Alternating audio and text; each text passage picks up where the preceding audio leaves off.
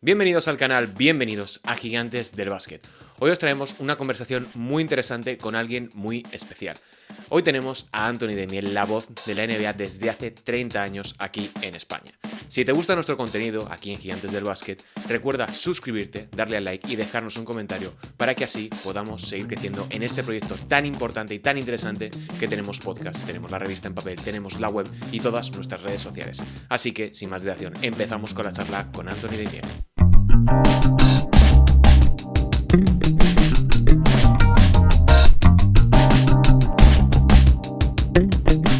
Bienvenido, Antoni. Muchas gracias por pasarte por aquí, por Gigantes del Básquet, para hablar un poquito de baloncesto y poder contar contigo. Pues la verdad es que es un placer. Hacía mucho que no hablábamos y encontrar estos pequeños tiempos para poder charlar sobre cosas que personalmente que no sean tanto de actualidad. A mí me gustan mucho y creo que le dan otro toque a la conversación y en general al contenido que traemos aquí en Gigantes. Un placer estar aquí este rato contigo, Sergio, y nada, para charlar tranquilamente de lo que proceda, de lo que quieras. Con cada invitado, como te decía, siempre arrancamos con la misma pregunta que da nombre a este programa dentro del proyecto que hacemos aquí en Gigantes Podcast. Así que para arrancar, me gustaría saber qué significa o qué es, dependiendo de cómo quieras enfocar la pregunta, qué significa o qué es el baloncesto según Anthony Daimiel. Bueno, para mí el baloncesto parece algo muy obvio, ¿no? Pero voy a tratar de explicarlo para fundamentarlo. Ha sido algo fundamental en mi vida. Primero porque fue un deporte para disfrutar como espectador que me llegó con un impacto repentino muy potente, con 9 10 años. Yo había visto algún partido porque, bueno, veía mucho deporte desde muy pequeño, a mi padre le gustaba y yo trataba de consumir mucho deporte, pero había visto partidos a través de la televisión, sobre todo de Copas de Europa, de baloncesto, equipos Sí. españoles y bueno, recuerdo mucho el Real Madrid contra Bolonia, especialmente. Pero fuimos a ver un partido era un partido de Copa del Rey que se jugaba como se juega la de fútbol, ¿no? Por eliminatorias, ida y vuelta además. Y fui a ver un partido yo vivía en Valladolid, el equipo de Valladolid y el equipo de Granollers, que se llamaba Areslux Granollers y jugaba Chichi Creus Ah, mira.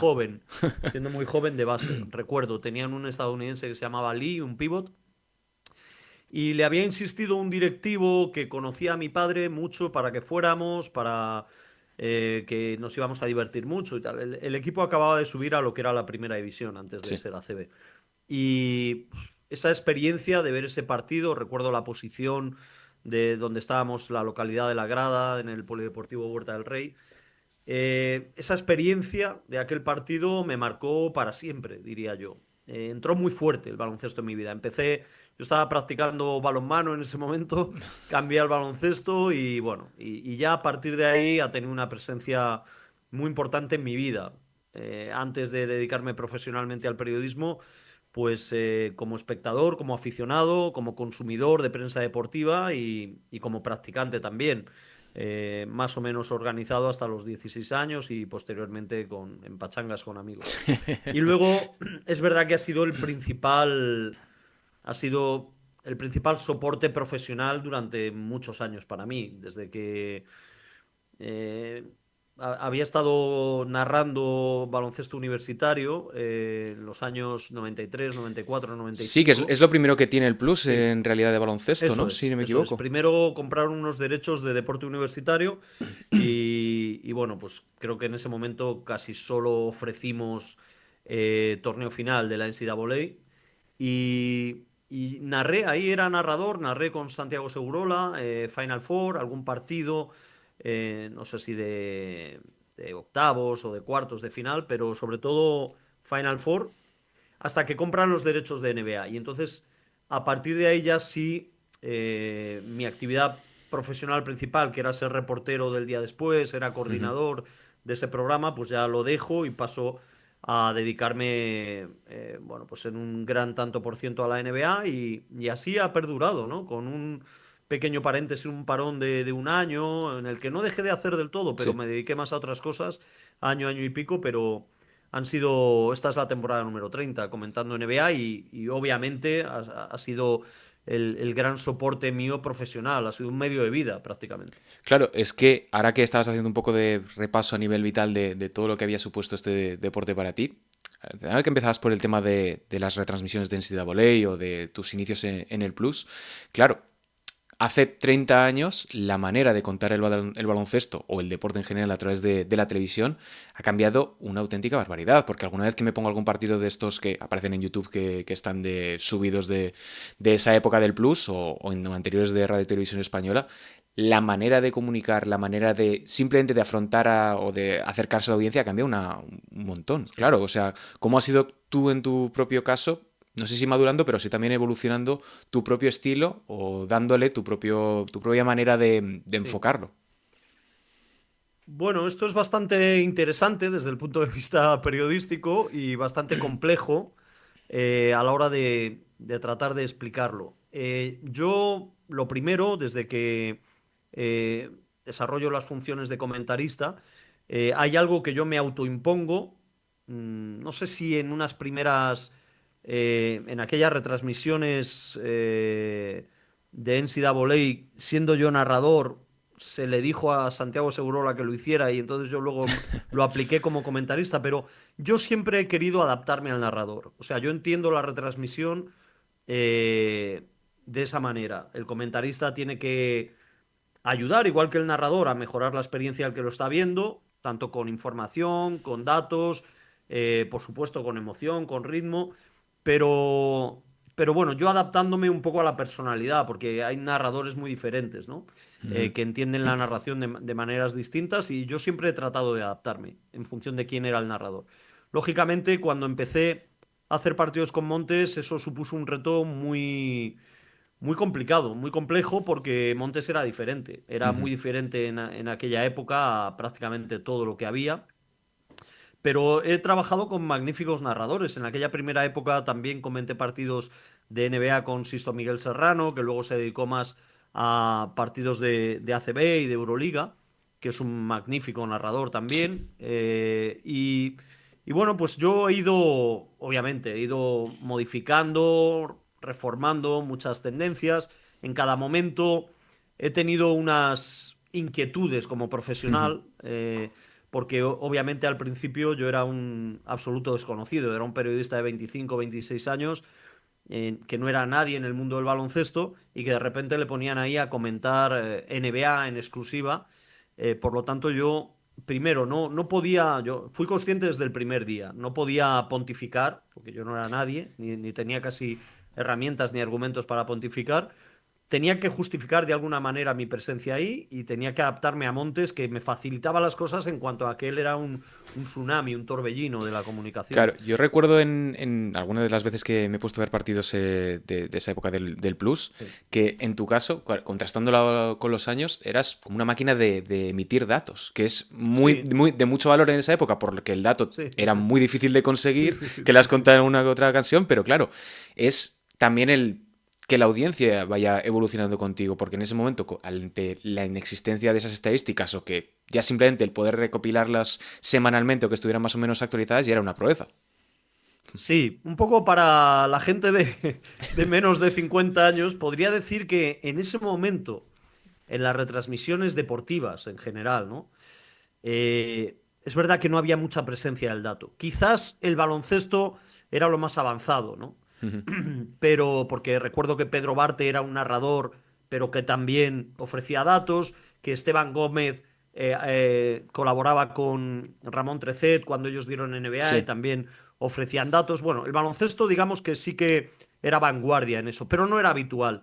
Y sobre todo, fuera de este ejemplo de televisión española, eh, yo creo que era Maldini, que en ese momento era coetáneo mío, que era amigo, compartimos piso.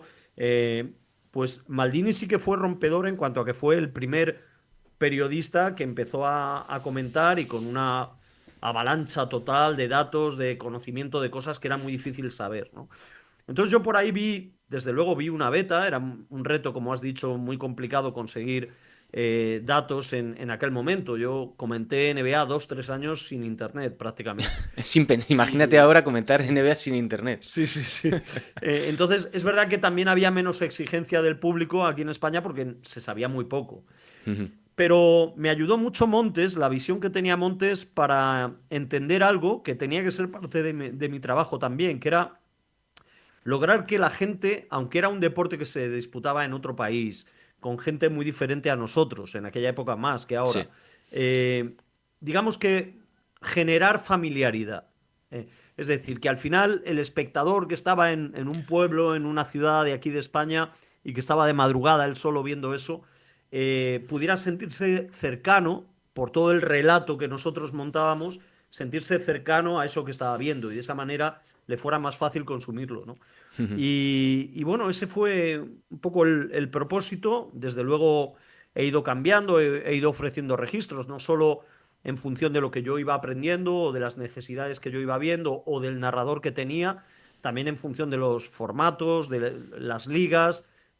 Bueno, yo creo que el periodista no solo tiene que ser polifacético en cuanto a escribir, tratar vídeo, expresarse bien, tener conocimiento del lenguaje y por supuesto del contenido que está tratando, sino que tiene que adaptarse un poco al público que piensa según el formato que puede estar al otro lado, ¿no? Y es lo que he intentado, sigo intentando, ¿no? Es que eso es, yo creo que es lo más complicado que se puede hacer, sobre todo en términos audiovisuales, que en el texto lo puedes como más o menos maquillar un poco más porque tienes más tiempo siempre para reflexionarlo. Pero claro, reflexionando un poco, valga la redundancia, sobre el tema de este deporte y tal, con lo bonito que es, hay muchos prismas a través de los cuales tú puedes observarlo, puedes afrontarlo. Y una de las cosas que siempre he puesto en valor en el caso de tu trabajo es lo que decías tú ahora, de decir, la familiaridad, el hacerlo dinámico, accesible, al mismo tiempo que das un dato, poder meter también un chascarrillo que no esté muy metido con calzador, que suele ser lo más complicado Ya.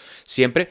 Pero claro, tras tanto tiempo en el negocio, viendo, como decíamos, cambiar tanto el periodismo, la comunicación, incluso el juego desde los 90 hasta el día de hoy, ¿dónde crees que está el equilibrio justo desde esa perspectiva del analista, del comentarista, del escritor, del periodista, como lo queramos ver?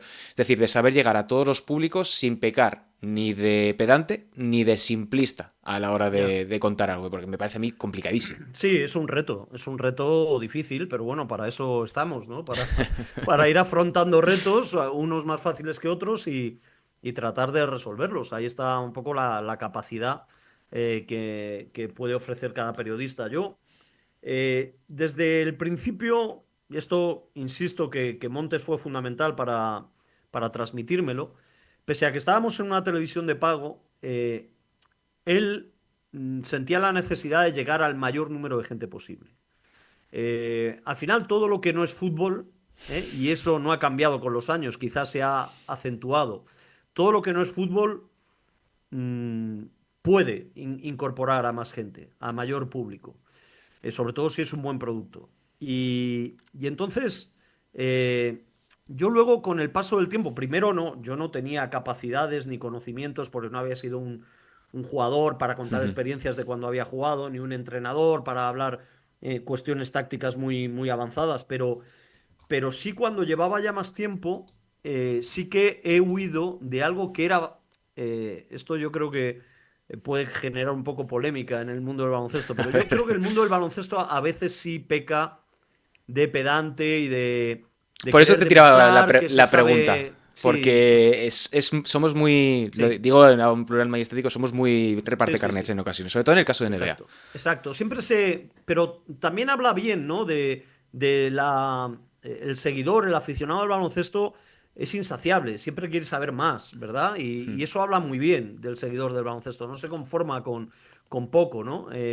Pero luego eso te puede llevar a la pedantería de tratar de utilizar términos o de hablar de cosas que sabes perfectamente que la mayor parte de la gente que te está escuchando no controla y no explicarlo, ¿no? Y eso parece que te las estás dando bueno, pues de ser parte de una élite y y además no quieres compartirlo, ¿no? Yo he tratado de huir siempre de eso. Yo he querido acercarme a la gente, para compartir ese contenido de la mejor manera posible y ser consciente que había mucha gente diferente. Yo todavía, 30 años después, a veces sigo haciendo un ejercicio que es muy fácil para mí, pero no es tan fácil acordarse todos los días de hacerlo, que es en cada partido que comento, pensar que puede haber gente que esté viendo un partido de NBA por primera vez.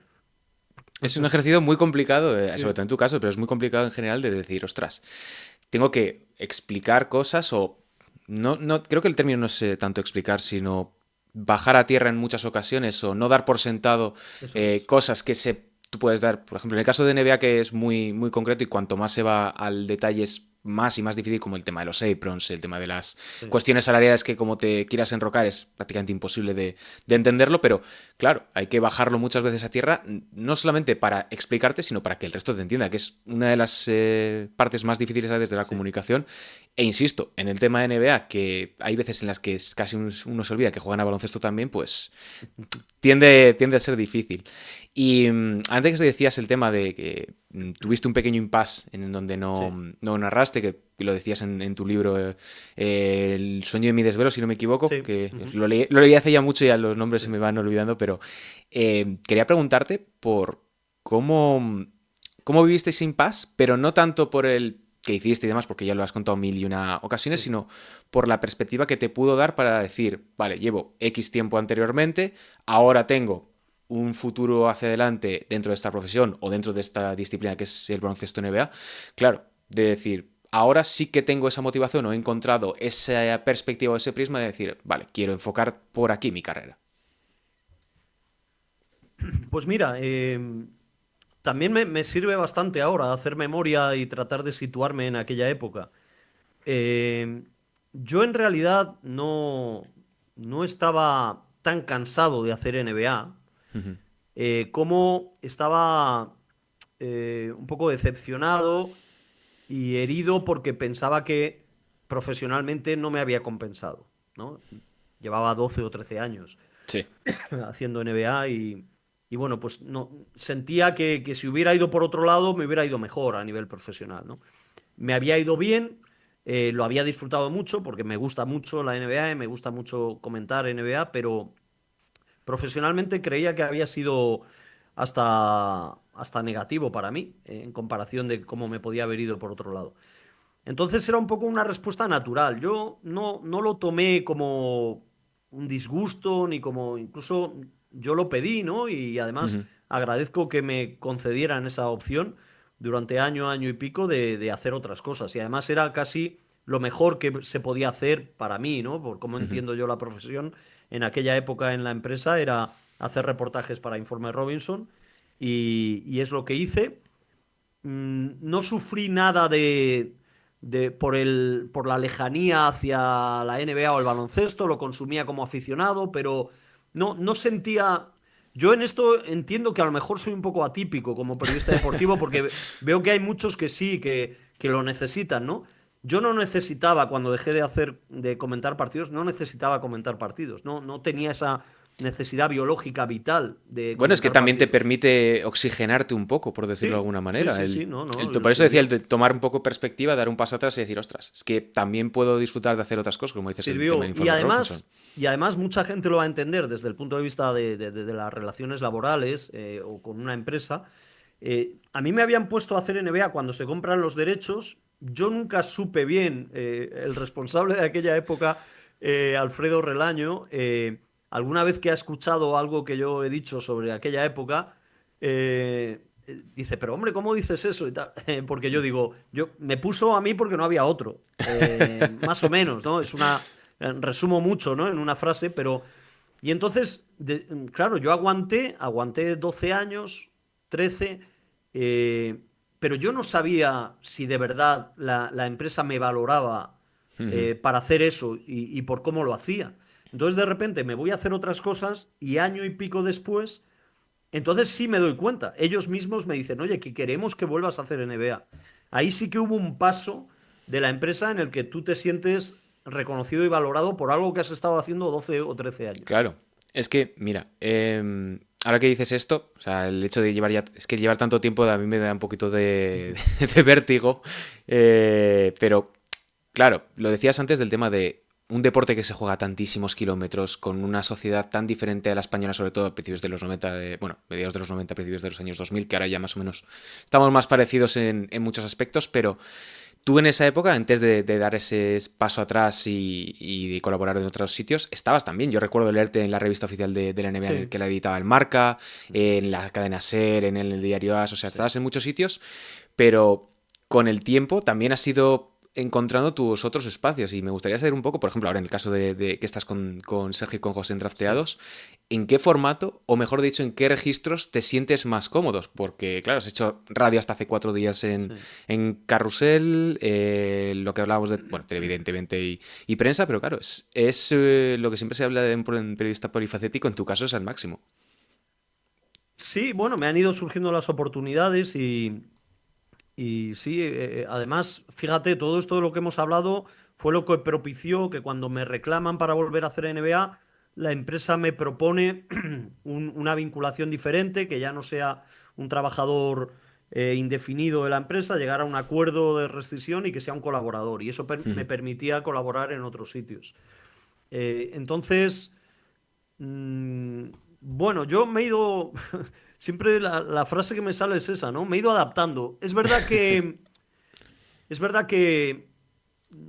por encima del formato me gusta el clima y el contenido. Eso es lo que más me atrae. Si el clima que se genera y el contenido sobre el que se hace ese proyecto me gusta y me siento algo cómodo, pues yo voy al máximo, ¿no? Y estoy a gusto y me comprometo y tal. ¿Qué ocurre? Que yo nunca he sido muy tolerante con a ver cómo lo explico, con la superchería en el periodismo, es decir, con el engaño, con el ir con la Sí. cara a tal, no prepararme las cosas, pero yo soy no sé quién y este juega muy bien porque lo digo yo y no digo por qué juega muy bien, todo esto. Nunca he soportado esto.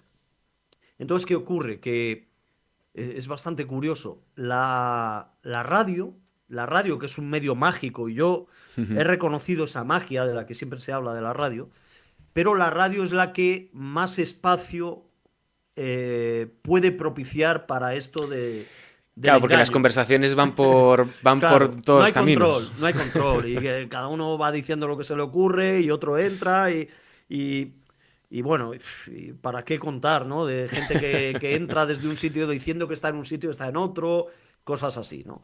La magia de la Entonces, radio. sí, la radio he estado años, he tenido momentos en los que me lo he pasado muy bien, pero no sé, no me ha acabado de enamorar del todo por este tipo de cosas, ¿no? Le he visto defectos con los que yo no soy muy compatible.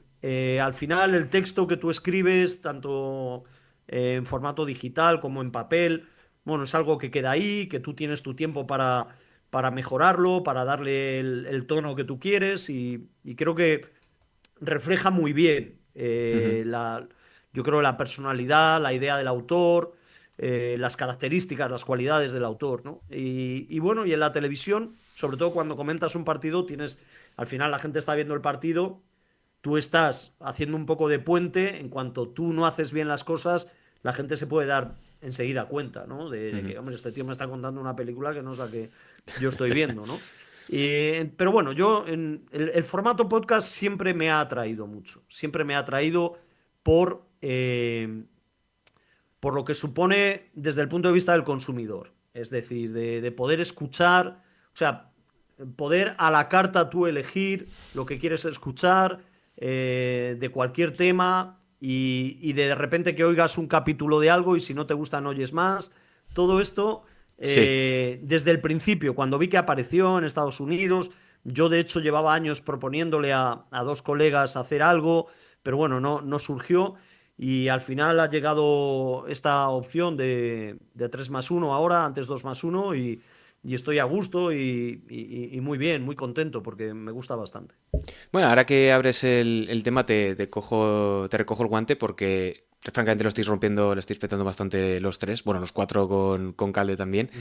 Y estáis haciendo, que lo decías antes, que cada vez más gente se enganche al día a día de la NBA, que es probablemente lo que más acaba influyendo y lo que más acaba marcando la diferencia respecto de esta competición. Y recuerdo que lo comentabas en una entrevista hace un tiempo, que valorabas de los dos la manera que tienen de entender el negocio o este trabajo nuestro. Sobre todo más a día de hoy, donde es difícil desconectar con tanto de las redes sociales, Sí. el estar pendiente o el aparentar que estás pendiente de todo lo que sucede. ¿Qué ha supuesto para ti juntarte con una generación que ha venido justo detrás de ti y que ha crecido escuchándote o viéndote, pero que al mismo tiempo tiene su propio camino? Pues mira, sí, yo me he llevado, no voy a decir una sorpresa, porque no todo el mundo de esa generación son así. Quiero decir, entienden la profesión como la entienden Sergio y José, o se mueven como se mueven ellos. Yo creo que ellos han alcanzado unos equilibrios fantásticos y yo le doy mucho mérito con la edad que tienen ellos, que hayan llegado a esos equilibrios, a esas conclusiones de manera de conjugar lo que es su vida personal con el trabajo. No cabe ninguna duda de que ellos se lo han currado mucho y se lo curran mucho, de eso no hay ninguna duda una vez que ves su trabajo, pero me llama mucho la atención cómo saben parar, ¿sabes? Cómo parcelan muy bien lo que es el descanso, el dedicarse a otra cosa, de repente trabajo al máximo, planificar lo que es una temporada, ahora queremos viajar para hacer esto, ahora no. Yo creo que en eso, para los jóvenes que son muy buenos. Y creo que es gran parte de su éxito es como han montado esa estructura de equilibrios entre lo que es su trabajo y lo que es bueno, la manera en la que entienden su vida, ¿no? Y además, yo creo que la gente de esa generación eh, lo entiende perfectamente y lo asume muy bien. Pero también quiero insistir que he tratado con gente de esa edad también que está dedicándose a esto o tratando de dedicarse a esto y no todos son así, y no todos han funcionado de esa manera, ¿no? Yo creo que ellos se han adaptado muy bien a lo que es su edad, su generación, incluso gente más joven que les sigue, pero han adaptado muy bien lo que ellos entienden como el rigor y el periodismo a lo que es tanto el formato como la generación, como todo. Es decir, toda esa mezcla le, les ha dado un producto, un guiso muy sabroso, ¿no? Por así decir. Sí, sí, y consistente además. También porque es que ahora mismo llevar a cabo este tipo de proyectos cuesta bastante. No lo digo por mí en absoluto, sino por el hecho de que te cambian un algoritmo y te cambian la manera también de actuar o de llevar a cabo tu propio producto, tu propio contenido, lo que sea. Y el ser capaz de ser fiel a tu estilo, por decirlo de una manera, o saber cuál es tu identidad, creo que es muy difícil y al mismo tiempo, claro, ahora mismo que estamos ya en un contexto en el que las redes sociales parece que una opinión puede cambiar absolutamente todo porque lo pone alguien en una red social, en su perfil personal, claro, eso también te tiene que afectar a ti, en tu caso, asumo que no, pero tiene que acabar como siendo una pequeña piedrecita en una mochila que se va acumulando poco a poco y que de una manera u otra te Sí, sí. condiciona. Por supuesto, cualquier desliz o sin desliz, cualquiera que dice que has cometido un desliz, aunque no lo hayas cometido, te puede hacer mucho daño, ¿no? Y además, eh, bueno, no parece que vengan tiempos mejores, ¿no? Un poco por lo que vamos viendo, sabiendo.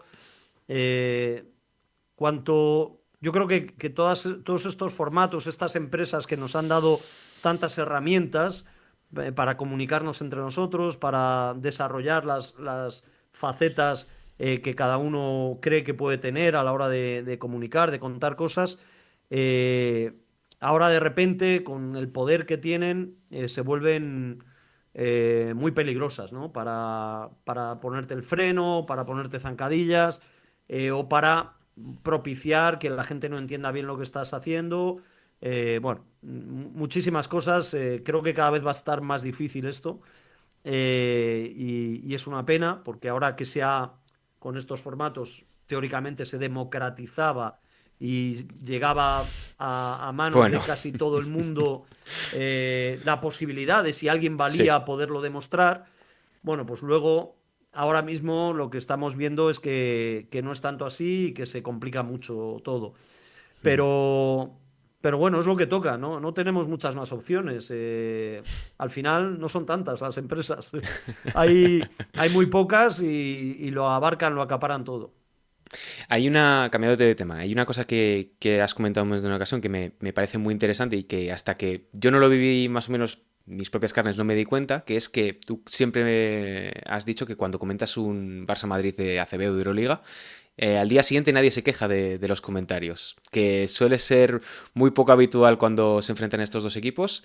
Y a mí que vengo también de un mundo directamente de NBA, donde que hables de un equipo, hables de otro, no suele marcar mucho la diferencia, no suele haber mucho contraste en ese sentido, pero sí que existe esa polarización entre los dos equipos que a mí me sigue sorprendiendo y quizá en España todavía nos falta aprender un poquito, yo creo que de ese pragmatismo de los estadounidenses, que pese a todo creo que es algo positivo de yo puedo estar hablando muy bien de un jugador del Real Madrid o muy mal de uno del Barça y no significa que no hay una correlación directa por oposición de los dos equipos.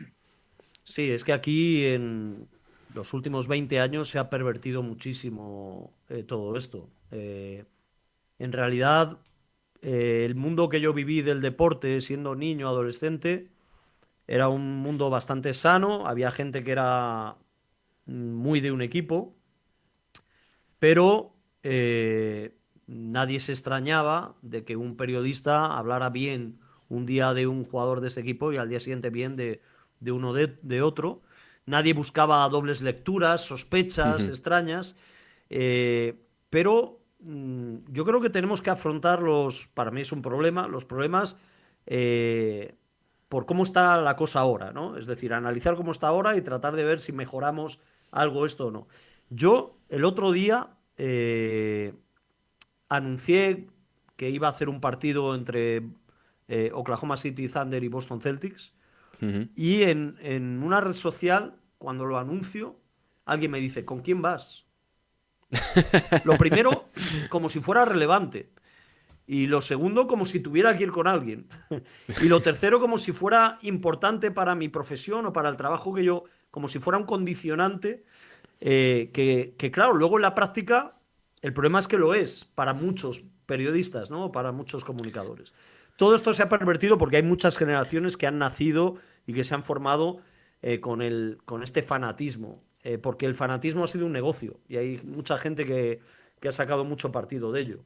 Bueno, y en Eh, Estados Unidos sobre todo, no hay que irse muy lejos, o sea, sí, no vamos sí, aquí a sí, reinventar nada, en Estados Unidos claro, basta pasarse un ratito por ESPN a ver exacto. lo que ocurre. Exacto. Es que yo como he ido respondiendo a preguntas sobre todo esto durante muchos años, yo recuerdo las primeras veces que me preguntaban sobre la prensa estadounidense, yo la ponía por las nubes. Y luego recuerdo perfectamente los años en los que empecé a darme cuenta que empezaban a aparecer determinados periodistas o determinados programas de mucho éxito repentino que parecían sacados de lo que ya se hacía aquí. Y Es entonces un yo poco el decía que, contraste entre los beat writers sí, y Stephen A. Smith. exacto, exacto. Y yo decía, pero ¿qué está pasando aquí, no? Porque yo, los primeros años de ir a Estados Unidos era una delicia leer prensa escrita local, de los periódicos de las ciudades que tenían equipo NBA, y era tremendo. O sea, tú te cogías las 4 o 5 páginas que había sobre el equipo de NBA y era fantástico. Leer aquellos artículos, aquellos reportajes, crónicas, previas. Yo nunca he sido muy de previas, pues incluso las previas eran bonitas, ¿no? Pero bueno, tenemos lo que tenemos y yo creo que, bueno, los que todavía defendemos otra cosa, solo nos queda el consuelo de poder hacer algo de pedagogía y explicarle a la gente que no tiene por qué ser así. Es decir, que yo en mi caso de NBA, bueno, pues soy medio simpatizante de Washington porque los 80 me hice de ese equipo, pero es que yo creo que además la NBA es una competición muy propicia para ser de jugadores o de equipos en una determinada era, dependiendo de cómo jueguen, de quién sea el entrenador, de qué Claro. jugadores hayan coincidido ahí, luego te haces de otro. Eh, por eso a veces me llama mucho la atención, todavía me sigue sorprendiendo cuando veo en redes sociales cuentas de ciertos equipos en España, equipos NBA, pero la cuenta en España, y bueno, y cómo se comportan con ese fanatismo tremendo que, bueno, pues yo no entro en ese juego, ¿no? No me interesa. No, es difícil gestionar en el día a día porque se tiende a ver todo desde un prisma muy, muy difícil de trasladar una cuestión mucho más general. Y centrando ya un poquillo la conversación sobre el básquet, sobre todo lo que estamos hablando de este deporte, ahora, quiero saber tu opinión por la perspectiva que tienes a nivel ya de una experiencia dilatada. Tú has vivido los años de plomo de esta liga. Tú has vivido Sí. los años 90, has vivido los años 2000, principios de los años 2000, que no eran sencillos de ver. ¿Cómo llevas el tema de la nostalgia? Bueno, yo Tanto trato a nivel de... personal, quiero decir, tanto a nivel Sí, personal como el resto del mundo que cree tener una visión muy concreta de algo ya. que probablemente la mente te juega una mala pasada. Yo trato de liberarme de lo que es ese ejercicio de nostalgia, de que todo lo anterior te parezca mejor y todo eso. Trato de analizar fríamente cada cosa, ¿no? Y cada cosa en su tiempo. Entonces yo tengo muy buenos recuerdos y malos recuerdos de cada época, incluso de la Ujú. actual. Hay cosas que no me gustan y cosas que sí, ¿no? Ahora he observado desde hace un año, año y pico, que no sé si es algo medio planificado, orquestado, pero sí que hay una corriente de tratar de denostar la NBA por el tema de los triples sobre todo y de las audiencias, ¿no? Han cogido triples y audiencias que yo Sí. creo que no tiene tanto que ver, pero lo han juntado todo y están ahora machacando cada poco con eso y luego, bueno, pues claro, tanto Instagram como TikTok con la típica jugada que se le escapa el balón a dos de manera consecutiva y luego hay un airball y tal, pues lo apoyan todo eso, ¿no? Cuando, bueno, pues no tiene nada que ver. Se pueden hacer programas especiales del tema del triple, de la bajada de audiencias y de cómo se juega ahora, cómo se jugaba hace 10 y hace 20 y hace 30 años, pero no tiene nada que ver. Pero sí parece que hubiera algo detrás, ¿no? Como para querer denostar a la NBA. Yo creo que la NBA no cabe duda de que es una gran competición en cuanto a generadora de contenidos, Ujú. tremenda, a diario, da igual que haya temporada que no, a diario genera contenidos, muchos, y tampoco hay duda de que es un buen negocio. Es decir, la gente que compra una franquicia y la vende no hace falta Ujú. 30 años, a los 8 o 10 años gana mucho dinero, se revaloriza, bueno, es un gran negocio. Luego está, ¿cómo se juega ahora? Bueno, se juega ahora porque se ha desarrollado tanto al jugador como la optimización de los recursos que se tienen para ganar partidos y para jugar lo más productivo posible, por así decir. ¿Qué no te gusta? Bueno, son los tiempos. Si la NBA, la NBA va por delante de todos, si la NBA detecta que el modo en el que se juega ahora está siendo un perjuicio muy importante para ellos, va a actuar. Va a actuar, va a Efectivamente. probar, va a cambiar algo, va a probar. Pero, ¿qué ocurre? Que se está incidiendo mucho en esto cuando yo he vivido épocas. Por Claro, por eso ejemplo, te preguntaba, digo, es claro, que es sonrojante. en los 90 había muchos equipos, sobre todo en la conferencia no se hablaba tanto de la diferencia de nivel entre el este y el oeste, se hablaba de que eran baloncestos totalmente diferentes, que en el oeste Sí. se corría y se anotaba y en el este se agotaban las posesiones y se pegaban palos hasta la extenuación y no se pitaba y todo eso. Bueno, la NBA sí consideró en ese momento que estaba perjudicando a su liga ese tipo de juego, esos equipos que jugaban a 80 y tal. Y entonces sí que cambió reglamentos para que no se pudiera utilizar el handshaking fuera de la línea de tiros libres. Bueno, muchísimas reglas para dinamizar el juego. Ahora es lo mismo, lo pueden hacer, pero yo en el baloncesto FIBA he vivido la época de Obradovic, Malikovic, diría incluso Messina, jugando a 60 y tantos, 70 puntos, y no había una contestación entre la gente. No, Había no. algún periodista que decía, jo, esto vaya tostón y tal. Algunos periodistas, pero se consideraba que eso era superélite, eran auténticos dioses de la estrategia y de los banquillos, ¿no? porque además eran ganadores. Entonces ahora no entiendo, porque nadie considera, o sea, no encuentro loas a Steve Kerr, de D'Antoni se hacían más chanzas Bueno, que alabanzas. O sea, siempre está mal visto ese tipo de juego y muy bien visto el contrario, ¿no? Y bueno, y luego también está desde España, ¿eh? No tanto desde allí ya, ujú. pero desde España o desde Europa, pues esta rivalidad de, no, pues es que el baloncesto de verdad es el de aquí, tácticamente, no sé qué. Bueno, pues esto ya lo tengo superado hace muchos años, pero todavía, ¿sabes qué ocurre? Que gente a la que tengo en alta estima en cuanto a conocimiento del baloncesto y del deporte, y gente con la que se puede hablar, todavía me vienen a veces con estos argumentos, ¿sabes? Entonces da un poco pereza empezar desde el principio a tratar de desmontar esto. Es complicado. Además, lo peor es que es un debate tan recurrente que yo creo que se llevan ocurriendo en la NBA desde que Will Sí, Chamberlain puso sí, un sí, pie en sí. una cancha de Sí, sí, baloncesto. sí, O sí, sí. sea, es que es muy difícil de... Sobre todo es lo que dices, es agotador tratar de explicar por qué ocurren las cosas y demás.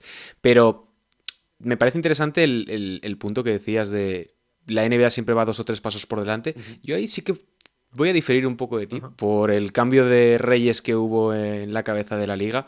Y creo que Silver no. Sin ser crítico con él, quiero decir, o sea, no es su predecesor. Creo que no va tan adelantado en ese sentido o no tiene tanta perspectiva sobre lo que pueda pasar y creo que por ahí puede ir un poco los tiros de ahora mismo estamos en un momento muy incierto y también que yo no veo razón para alertarse por qué se Ya. estén tirando más triples porque es un equipo el que está tirando 50 triples por partido. Sí, bueno, esto de lo de Adam Silver, David Stern, es bastante interesante también. Yo creo que quizás Adam Silver también es un producto de su tiempo y es un ejecutivo de estos tiempos. Eh, y que por lo tanto, a lo mejor, si trasladáramos a David Stern a estos tiempos, uf, se montaría algún lío seguro, ¿no? Lo de Jimmy Butler no habría ocurrido. Claro, no sé, no sé. Creo que la mayor mano izquierda que tiene Silver para muchas cosas, pues es muy positiva en estos tiempos. Y Sí, también es verdad que David Stern, para David Stern, claro que era muy importante el negocio. Él revitalizó la NBA desde finales de los 70, fue el gran impulsor de la globalización, pero yo creo que para él eh, el negocio no lo era todo, por así decir. Es decir, sí, había cuestiones de imagen, de tal, que conjugaban muy bien con el negocio. Y a lo mejor es verdad que Adam Silver, porque venían tiempos más complicados o por lo que sea, pues ha expandido, ha abierto un carril más en la autovía del negocio, ¿no? Y eso puede ser un problema y lo tendrá que ir atajando, bueno, porque lo que ha pasado con las apuestas, por ejemplo, sí. todo este tipo de cosas, bueno, pues, pero es verdad que es una liga en general muy proactiva y que enseguida afrontan el problema en cuanto hay algún indicio, te cambian el criterio arbitral como el año pasado, bueno, pues salen con esta medida del hermano de Porter, ¿no? Ujú. Es una liga que se sabe autorregular muy Sí, bien, sí, sí, sí, casi como sí. que tiene vida Exacto. propia en muchos Y, sentidos. siempre he destacado que no tienen ningún problema, es decir, no tienen tanto orgullo como para decir, oye, mira, esto me he equivocado y lo vuelvo a cambiar. Que hay otras competiciones, otras ligas que dicen, no, ahora he puesto esto, pues está saliendo mal, pero cualquiera dice que lo quitamos. No, no, la NBA nunca ha tenido problema para rectificar, volver a poner otra cosa. Obviamente, pues con el All-Star están dando palos de ciego, Bueno, ¿no? No les sale hemos nada. tocado Pero Pilar no sé si Maestro. les importa ya tanto, ¿no? En función de todo lo que ha ido apareciendo y ocurriendo después. Yo creo que con el All-Star ya es un poco el cambio por el cambio y creo que lo importante del All-Star es cuál va a ser el siguiente cambio, Claro, con qué nos claro. van a Sí, sí, sorprender. sí. Ya para cerrar, Anthony, 30 años de baloncesto detrás de una cámara. No te voy a preguntar por los próximos 30, pero sí por los siguientes 10. ¿Qué esperas que te dé o que te permita vivir el baloncesto en la próxima década? Bueno, yo soy optimista con el baloncesto. El baloncesto va a seguir siendo un deporte muy llamativo siempre y muy atractivo para mucha gente a nivel mundial. Obviamente se van a tener que ir cambiando cosas. Vamos a ver cómo queda la configuración dentro de la geopolítica del baloncesto, ¿eh? En cuanto a competiciones, calendarios, trasvases de jugadores y todo eso. Obviamente desde Europa se entiende claro, que la NBA es tan poderosa que se va a quedar con todo, ¿no?